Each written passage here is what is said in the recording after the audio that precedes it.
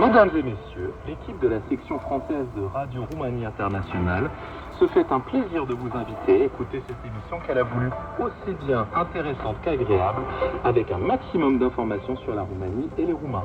Bonne écoute!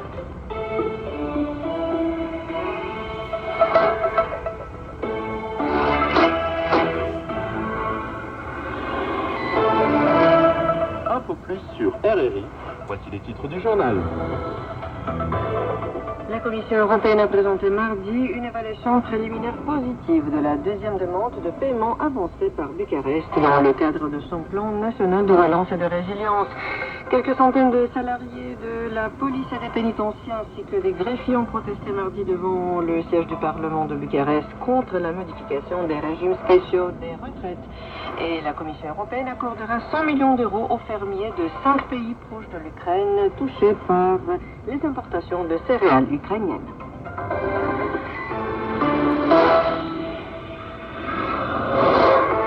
Valentina Belarski. Bonjour à toutes et à tous. La Commission européenne a présenté mardi une évaluation préliminaire positive de la deuxième demande de paiement avancée par la Roumanie dans le cadre de son plan national de relance et de résilience. Elle a constaté que 49 jalons sur les 51 requis assumés avaient été atteints.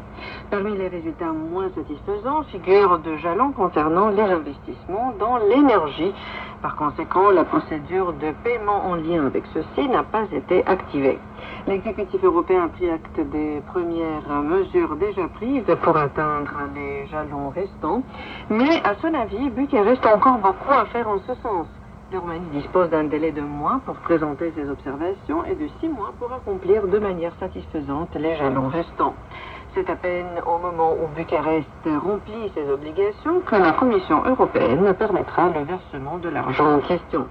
Dans ce contexte, la chef de la Commission, Ursula von der Leyen, a déclaré que la Roumanie avait bien progressé pour ce qui est de la mise en œuvre du plan, par exemple par des réformes visant la sécurité routière, l'énergie de sources renouvelables ou encore les services de cloud dans le secteur public.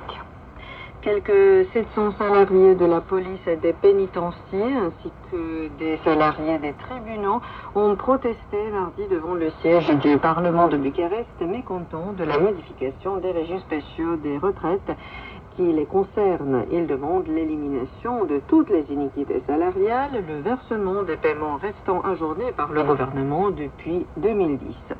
Ils estiment que l'augmentation de l'âge du départ à la retraite de 60 à 65 ans dans leur domaine n'a pas de fondement objectif et que par les modifications proposées, la Roumanie deviendra le pays ayant les conditions de retraite les plus défavorables de l'ensemble du bloc de l'OTAN. Pour rappel, lundi, le Parlement a adopté le projet de loi de la réforme des régimes spéciaux de retraite. Parmi les modifications envisagées, mentionnant justement l'augmentation de l'âge du départ à la retraite, l'imposition des sommes qui dépassent le salaire moyen net et autres. Les élèves en terminale ont passé mardi l'épreuve obligatoire de leur spécialité, deuxième épreuve du baccalauréat roumain. Mercredi, ils sont censés passer l'épreuve de spécialité au choix du candidat. Puis jeudi, les élèves appartenant aux minorités nationales passeront un examen de langue et de littérature maternelle.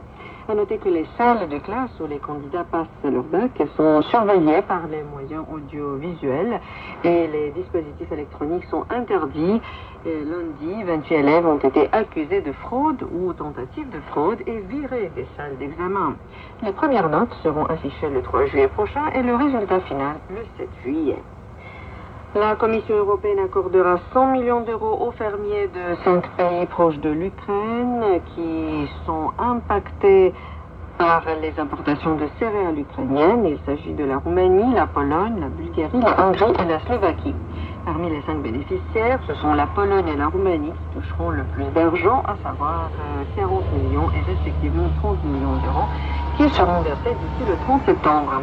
Rappelons-le, après le blocus russe en mer Noire des grands ports ukrainiens d'Odessa et Mariupol, c'est le port de Constanța en Roumanie qui a assuré un tiers des exportations de céréales ukrainiennes. Et puis le chef de l'État roumain, Klaus Iohannis, participait mardi à La Haye, aux Pays-Bas, à une réunion en format restreint consacrée aux préparatifs du sommet de l'OTAN de Vilnius prévu en juillet prochain. Y participaient également les présidents lituaniens et polonais, les premiers ministres albanais, belges et norvégiens et le secrétaire général de l'Alliance.